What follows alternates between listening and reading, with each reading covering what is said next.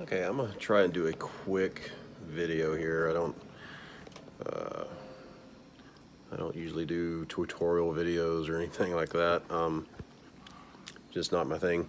But I've seen some discussion on the Wolfgang guitars, particularly what I'm talking about is the D-Tunas. And I have this one here. This is my Peavey Wolfgang that I've had since 2000. As you can see, it has a D-Tuna on it. And one of the comments that I was reading about was some people were removing the D-Tunas off of their Wolfgangs because it was hard to pull out. And I suspect at that point what they have done was in probably trying to lower their action. Everybody wants the lowest action possible without fret buzz, I get that. But at some point, they probably lowered their bridge a little too much. And in doing so, they found, or maybe they haven't realized, that the D-Tuna itself is sitting too close to the body, like it's touching the body. And by doing that, it's obviously, it's putting more pressure on it. It's going to make it harder to pull out. I thought when these things first came out that I thought it was ingenious. I thought it was amazing. And after having played with it for 20 plus years, it's actually a very simple concept. And when set up correctly, they work great. I had a quick little back and forth with someone saying that he took his off because of tuning or whatever it was, I can't remember. But it was hard to pull out, and plus getting the tuning right.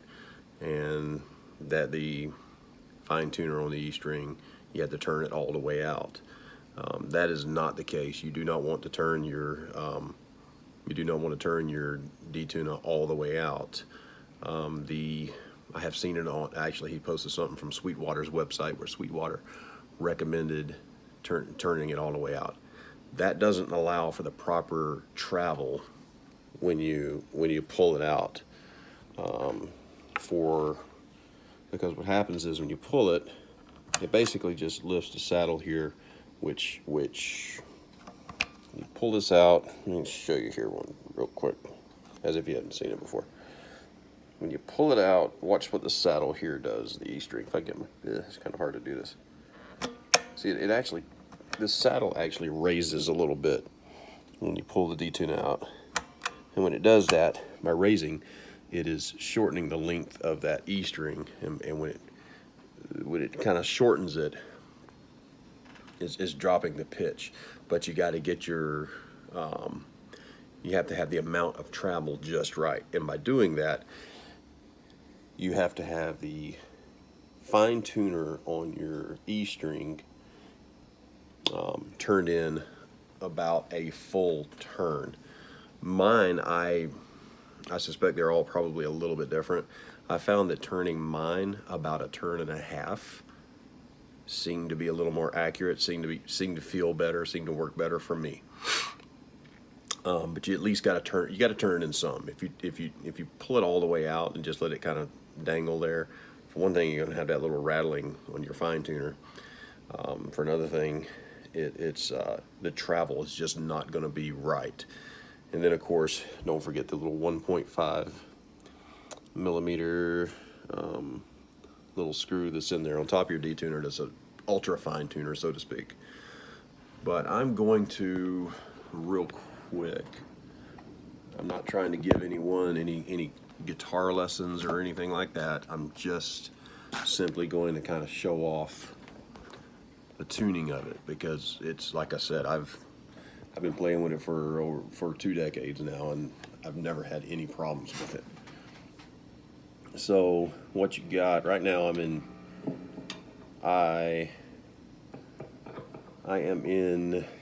tuned down a half step. The whole guitar is tuned down a half step, and I am using 9 through 42s on this guitar. For a while I was running 9 through 46. It really just didn't feel right. I know the EVH models that are out now, I do believe that Eddie started using 9 through 46s on those, I've read that, I guess, I don't know.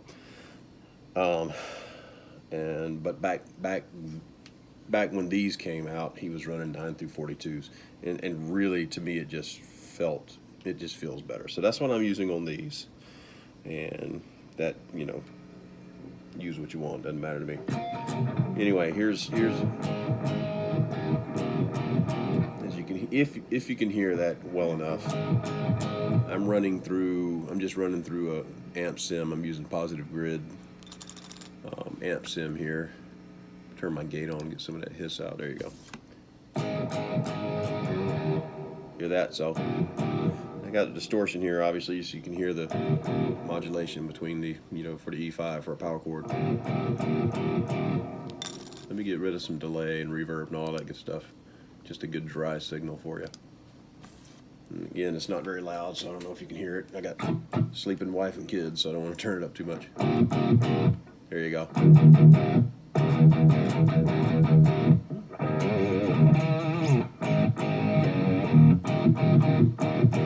Okay, so we're in tune, right?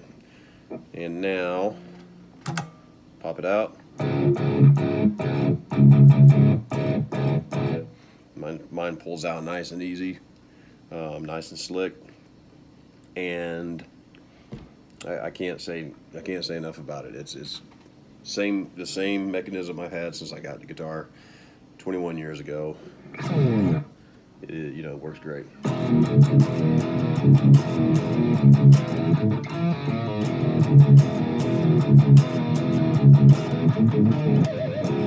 So, all right, so go to a little reverb, slight touch of delay, and the obligatory Van Halen lick.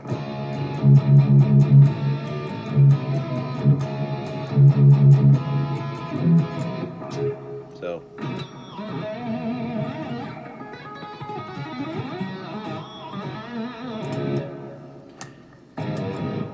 and also, I'll say this too, what I remember about these when they came out. I remember getting mine, and I remember playing other ones in stores before, I remember hitting a note and having to push harder than I personally would have liked for it to, for the pitch to drop on it.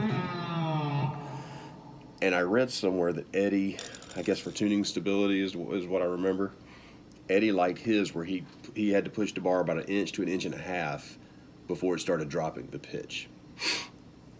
And one of the big selling points to these back in the day was that you could buy one right off the shelf, right off the sales floor, and it was set up like Eddie would play it. I don't know how exact that is, I kind of change my setup every so often. Whenever I change strings, this might sound crazy. I really don't change strings. I don't break strings on this all that often. If I do break a string, most of the time it's either obviously the E or the B, the high E or the B, and I typically just change that one string. If I get to the point where I do want to go ahead and change all my strings for whatever reason, it's just what I do. I rip the guitar completely apart. I've always have. I get into kind of a nerdy sort of mode where I want to just kind of go through it all. I just always have. I take the neck off, I take everything apart. I go in and like polish the saddles and all that. As you can see, it's old and it's you can't see the wear and tear that's actually on this guitar, really, I don't think, through my camera.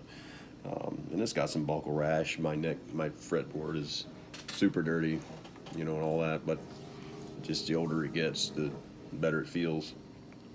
Eddie left the necks on these unsealed or whatever, so your natural oils from your skin could help kind of create the finish of it.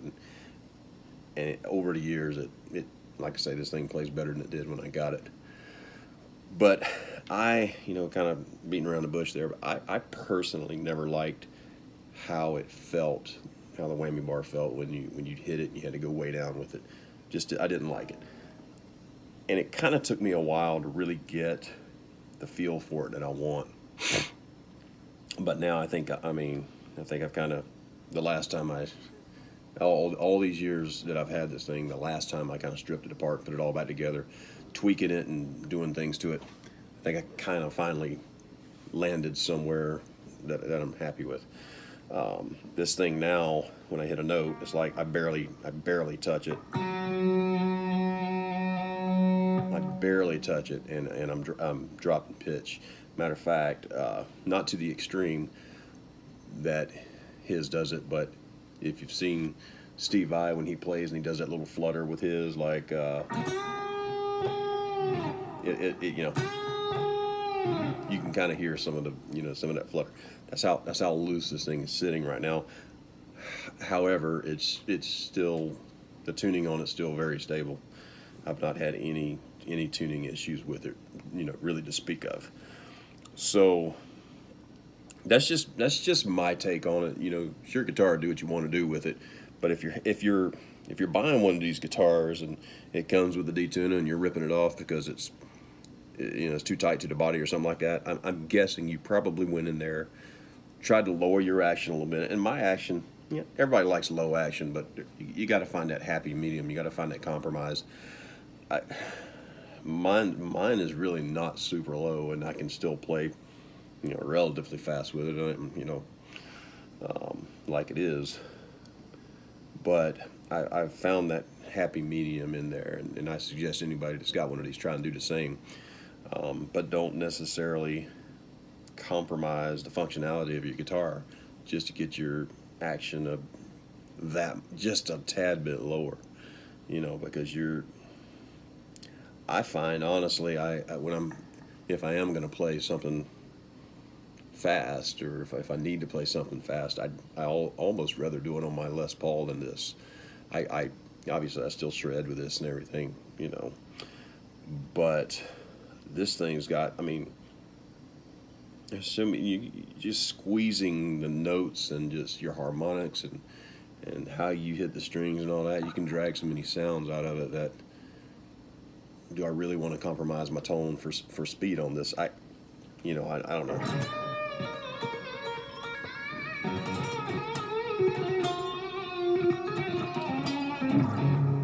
It's,